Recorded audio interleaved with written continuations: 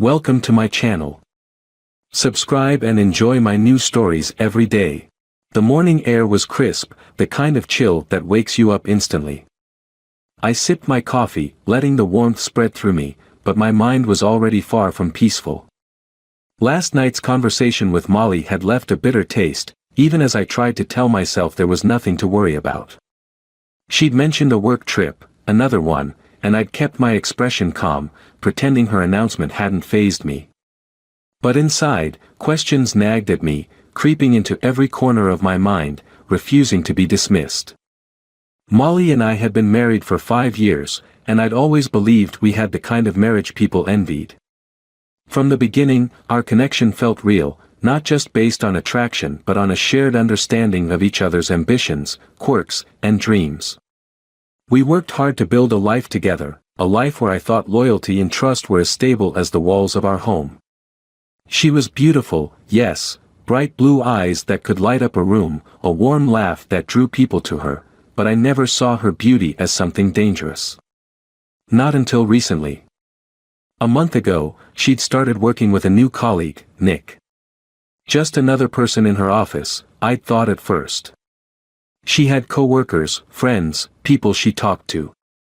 But then, more and more, his name would slip into conversations, sometimes casually, sometimes with that little spark in her eye that only I used to cause.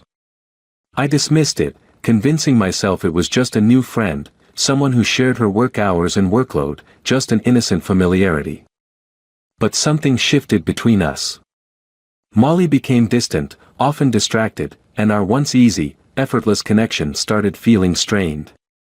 I noticed small things: her laughter didn't reach her eyes as it used to, and she seemed less interested in the little routines we used to cherish. One evening, she forgot to pick up my favorite wine, something she had never done before. "Just a busy day at work," she'd said with a shrug and a tight smile. A look that held something I couldn't quite place, like a secret lurking just behind her lips. Last night had been the final straw.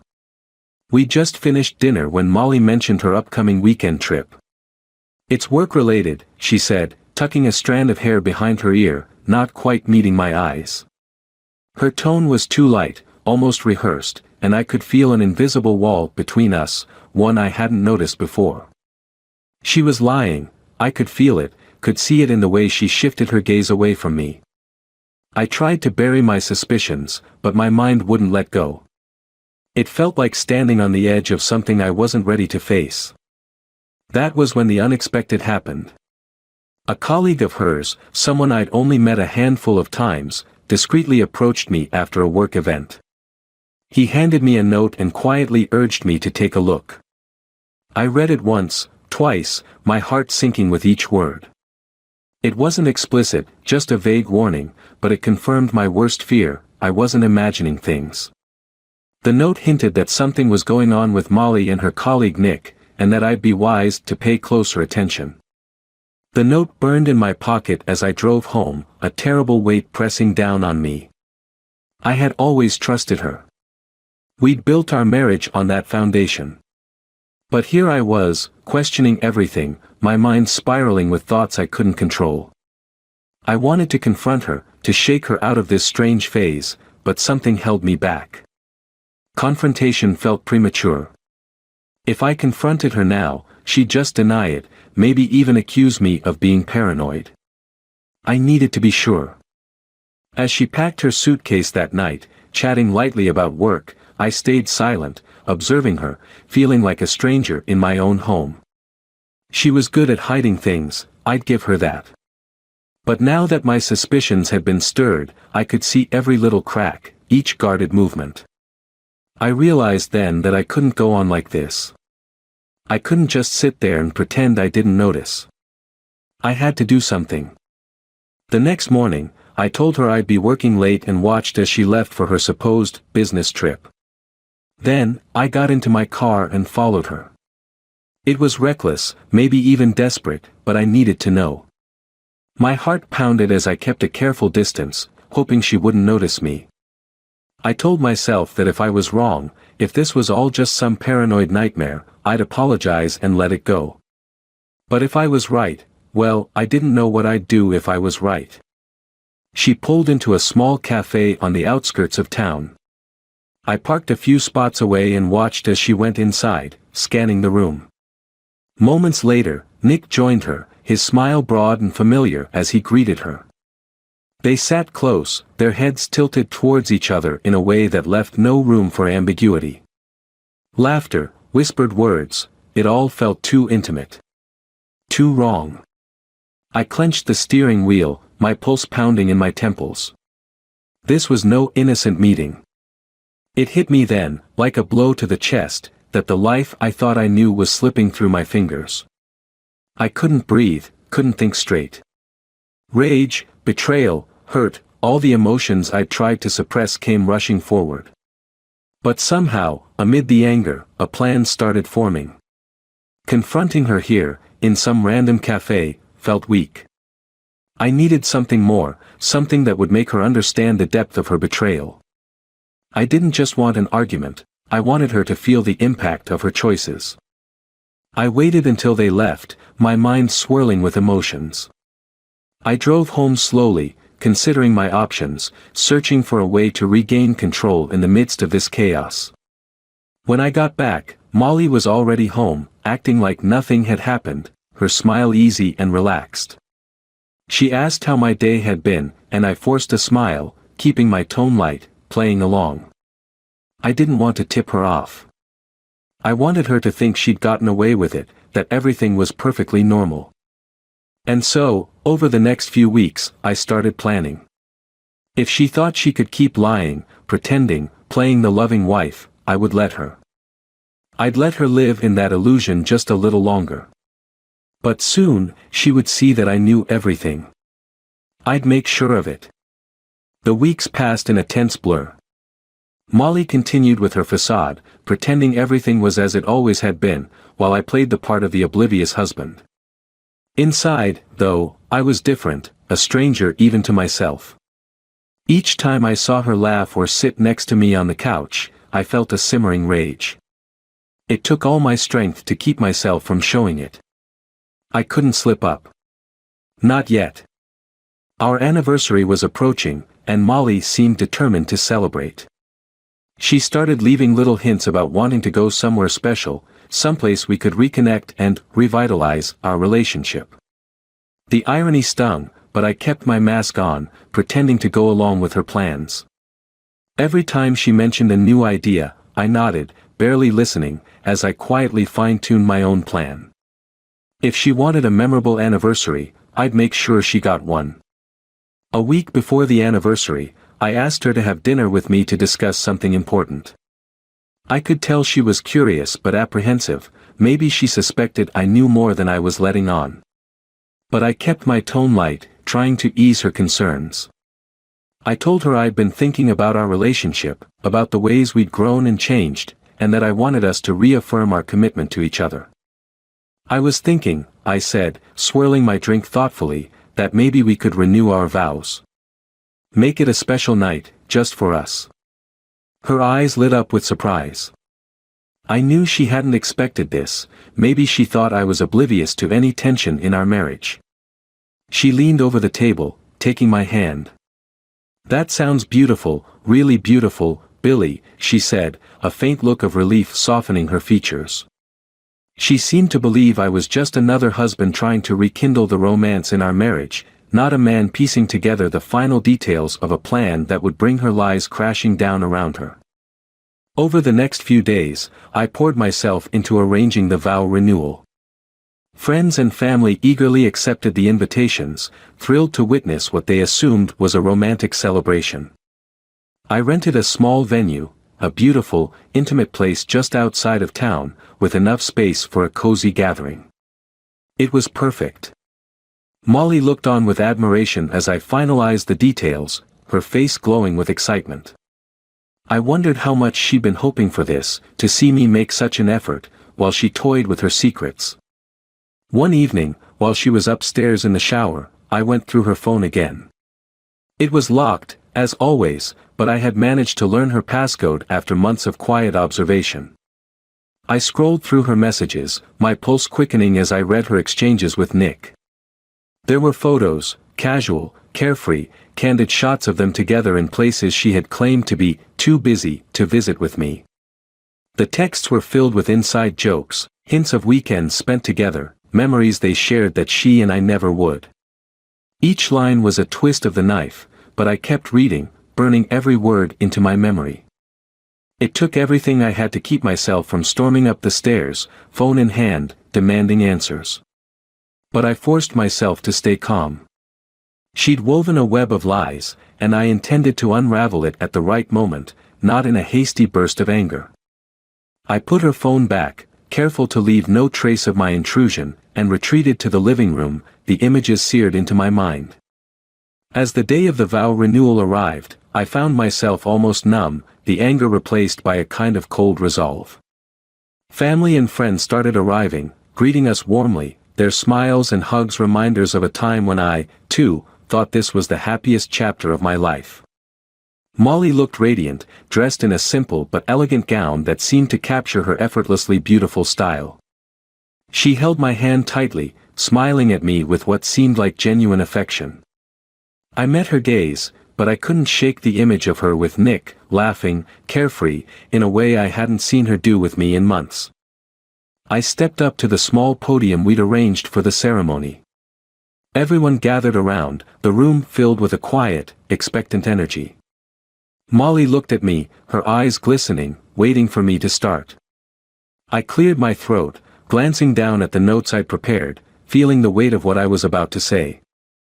Molly, I began, looking up to meet her eyes, over the years, we've built a life together.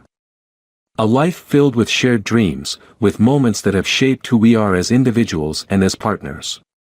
I can't imagine my life without you, and today, in front of everyone we love, I want to reaffirm my commitment to you. I paused, letting my words sink in, and I could see her soften, her eyes bright with emotion. I want to promise to love you, I continued, to stand by you, to support you.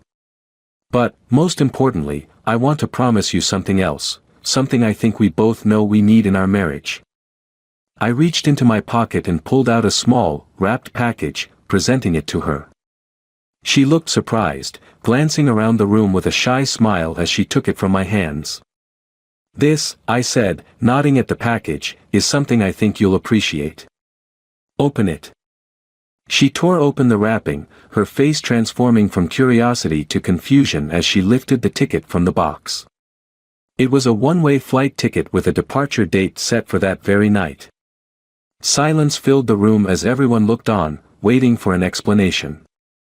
Molly's eyes darted between the ticket and my face, confusion quickly shifting to panic. Billy, I don't understand, she stammered, glancing nervously around the room, aware that every eye was fixed on her. What's this for? I took a deep breath, savoring the quiet in the room, the suspense that held everyone in place. It's for your next trip, Molly, I said, my voice calm but firm. For you and Nick. I thought it might be easier if you didn't have to lie about it next time. Her face went pale, her expression one of pure shock as she tried to process what I had just said. The crowd around us murmured, whispers spreading like wildfire as realization dawned on them. She took a shaky step back, the ticket slipping from her fingers. Billy, please, don't, not like this, she pleaded, her voice trembling. But I wasn't interested in her pleas. I'd waited long enough, watched long enough, lied to myself long enough. I felt calm, almost at peace, as I looked at her, my voice steady. Molly, our vows were supposed to mean something. But you've made it clear that they don't. So now, you can live with the consequences. I turned and walked toward the door, leaving her standing there, exposed in front of everyone she'd deceived. For the first time in months, I felt a sense of freedom. This was no longer my burden to carry. The lies, the betrayal, they were hers alone now. As I reached the exit, I heard her calling my name, her voice breaking, but I didn't turn back. Not this time. As I walked out of the venue, the cold night air hit me like a slap, grounding me after the whirlwind of emotions that had finally exploded back there. I had done it. Months of quiet agony, of wondering, doubting, hiding my feelings, it was over. Yet, with each step away from the life I thought I knew, a numbness started to creep in. I felt weightless, as if I'd left a part of myself back there with her. My phone buzzed in my pocket. Part of me didn't want to look, knowing exactly who it was, but curiosity got the better of me. Unsurprisingly, it was Molly. Missed calls, texts, a long list of frantic messages stacking up as if her sheer persistence could undo the words I'd spoken. I turned off my phone, not ready to let her voice invade the only space I had left. Tonight was my night. I had no obligation to let her excuses or tears puncture the strange peace that had settled over me. I drove aimlessly, not wanting to go back to the empty house that would now be a stark reminder of her betrayal. After what felt like hours, I found myself parked at a lookout point we used to visit, a place with a view that had always calmed me. The city lights stretched below, countless little beacons against the darkness, each one a life, a moment, a story unfolding in 100 different ways. In the quiet of my car, I let my guard down, feeling a wave of emotions hit me all at once: grief, anger, relief. I had spent years with her, built a life around the idea that we were a team, partners in every sense of the word. I'd trusted her so completely that when I first noticed something was off, I almost convinced myself it was my imagination. But it hadn't been. Every quiet evening, every missed dinner, every late-night phone call, it had all been a lie, a carefully constructed illusion hiding the truth. I didn't know if I could ever understand how she'd been able to look me in the eye, hold my hand, and speak of love while betraying me with someone else. At some point, I must have dozed off because I was startled awake by the gentle tapping on my window. I jolted upright, the fog of sleep leaving me disoriented until I saw a familiar face: Mike, my oldest friend. He'd probably been at the vow renewal, witnessed my exit, and put two and two together. I rolled down the window, rubbing my eyes. "Mike. Didn't expect to see you out here." He gave a small shrug, his expression a mix of concern and sympathy. "Figured you might be here. You always come here when you need to think." I managed a faint smile. "Yeah, well, I guess I had a lot to think about tonight." He nodded, understanding the weight behind my words without needing an explanation. We sat in silence for a few moments, watching the city lights twinkle in the distance. Finally, he leaned against my car, his voice low. "Want to talk about it?" I didn't know where to start. How could I put into words the ache of betrayal, the strange sense of freedom, the endless questions that still lingered? I tried, fumbling through my thoughts, but Mike just listened patiently, nodding at the right times, offering silent support. There was something comforting about his presence, a reminder that not everyone in my life was capable of such deceit. "She looked like she didn't see it coming," I said finally, my voice sounding hollow even to me. Like she actually believed I wouldn't find out. That I'd keep living in this lie forever. Mike sighed, crossing his arms. "Sometimes people get so wrapped up in their own stories, they forget that others can see right through them. She probably convinced herself it wasn't as bad as it was, or that you'd never catch on. People can be selfish like that." "I know. And the worst part is, I tried to believe her, even when I knew things didn't add up. It's like I wanted to be blind to it." He shook his head. "You loved her, Billy. That's not blindness, that's just trust. You trusted her because that's what marriage is supposed to be. It's not a fault. But it felt like a fault."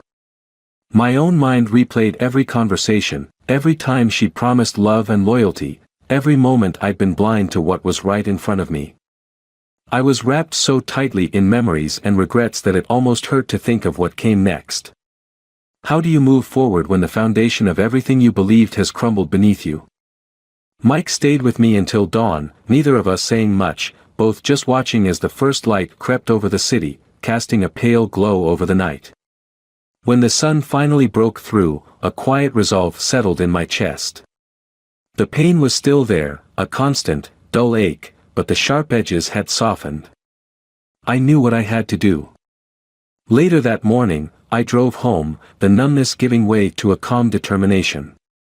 The house felt different as I walked through the door, emptier, as if Molly's lies had haunted it and vanished. Her things were scattered around as if nothing had happened, as if she hadn't been outed in front of our family and friends, but I didn't touch them. I headed straight for the bedroom, pulling out the few items I needed and packing a bag for myself. I had no intention of staying here, not while her presence lingered in every room. My phone buzzed again. I glanced at it, seeing her name pop up with a message that made my heart clench. "Please, Billy, just talk to me. I need to explain." Explain. The nerve. After everything, she still thought an explanation would make it better, that a few choice words could smooth over the lies, the betrayal. I wanted to laugh at the audacity, but all I felt was an empty resignation. There was nothing she could say that would undo the damage, nothing that would make me see her in any other light than the one that had been revealed. I decided, finally, to respond. "There's nothing left to explain. It's done, Molly. Whatever you needed to say, you should have said it before you tore our life apart." A moment passed before another message came through. "I know I messed up, but I love you, Billy. We can fix this. We've always been able to get through things together." I stared at the screen, feeling the familiar pang of her words, the reminder of what I'd once believed we shared. But I couldn't let her manipulate me, couldn't let myself fall back into the trap of her empty promises. "Maybe we could have gotten through anything if you'd been honest with me," I typed back, my fingers shaking slightly. "But you weren't. You didn't just make a mistake, Molly. You chose this, over and over." Her reply came in quickly, desperate. "Please, don't give up on us. I made a mistake, but I still love you." I couldn't read any more. I switched off my phone, sliding it into my pocket as I finished packing. I had to get away from here, clear my mind, rebuild myself from the shards she'd left behind. And as I slung my bag over my shoulder and walked out the door, I felt the weight lifting, a small piece at a time. There was still so much to process, so many moments I'd have to relive to fully move on, but at least now, I knew I was free. Free from the lies, the betrayal, and the life that had become a carefully constructed illusion. And as I got into my car, turning the key and hearing the engine roar to life, I realized that for the first time in years, the road ahead was mine alone. I spent the next few weeks on the road, finding peace in the solitude, the long stretches of highway, and the unfamiliar landscapes. Each mile put more distance between me and the life I'd left behind, giving me the space to breathe, to think, and to let go of the questions that had once eaten me alive. I was finally free from the tangled web of betrayal, from the anger and bitterness that had anchored me in a place I no longer belonged. But even in this newfound freedom, there was a strange emptiness. The future felt vast, uncharted, and I wasn't sure where I wanted to go or what I wanted my life to look like now that Molly was no longer part of it. I still hadn't turned my phone back on, not wanting her messages, her apologies, to seep into this peace I had carefully cultivated. One rainy afternoon, as I drove through the quiet back roads of a small coastal town, I spotted a roadside cafe. The rain was coming down hard, and the thought of a warm cup of coffee and a break from the endless driving sounded too good to pass up. I parked and made my way inside, shaking off the rain as I sat at a table near the window, watching the drops trickle down the glass. The place was nearly empty, save for an older man hunched over a newspaper at the counter and a young couple whispering and laughing in a booth across the room. I watched them, caught by the ease with which they shared small, intimate moments. It stirred something in me, a faint ache, but I pushed it aside, reminding myself that I was here to rebuild, to leave behind the weight of the past. I was halfway through my coffee when I noticed a familiar figure walking in from the rain. For a moment, I thought my mind was playing tricks on me. But no, there, shaking the rain from her coat and glancing around the cafe, was Molly. My stomach lurched, and I instinctively ducked my head, though it was too late. Her eyes landed on me, widening in shock. I hadn't told anyone where I was, hadn't even known myself, so her presence here was more than a coincidence. She made her way to my table, her face a mixture of relief and anxiety. She looked different, more fragile, somehow, the glow she'd worn during her affair dulled by the consequences. "Billy," she breathed, her voice soft, hesitant, like she wasn't sure she had the right to speak to me. I didn't expect to see you here." I stared at her, trying to keep my expression neutral. "Didn't expect to see you here either, Molly." She hesitated, glancing nervously at the other people in the cafe before sliding into the seat across from me. "I know this is probably the last thing you want, but please, can I talk to you? Just for a minute." I didn't want to hear it, but a part of me, the part that still wanted answers, no matter how much I tried to bury it, nodded, allowing her to speak. "I know there's nothing I can say that will undo what I did," she started, her voice trembling. "But I need you to understand, it was never about you. It was me, my own insecurities, my own weaknesses. I thought I needed excitement, something new. And I convinced myself that it was okay, that you would never find out. But every time I saw you, Billy, I felt this horrible guilt eating away at me." I looked away, her words like a knife twisting in a wound I thought had started to heal. "Then why keep doing it? Why keep lying, Molly?" Her eyes filled with tears, her hands gripping the edge of the table. "I don't know. I was selfish, and I was weak. I thought I was.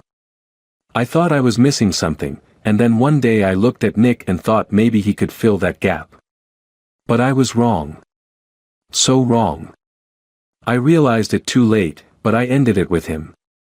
I tried to end it before you found out, but, well, you know how that turned out." The bitterness rose up in me, unbidden. "You ended it because you got caught, Molly. Not because you wanted to." She swallowed hard, nodding, as if accepting her defeat. "Maybe. I don't know. I just know that I lost you, and I'd give anything to take it back." We sat in silence, the rain a soft backdrop to the tension between us. I wanted to leave, to walk away from this cafe and never look back.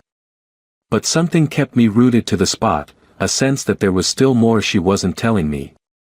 "Molly," I said finally, breaking the silence. "If you're here, then there's a reason.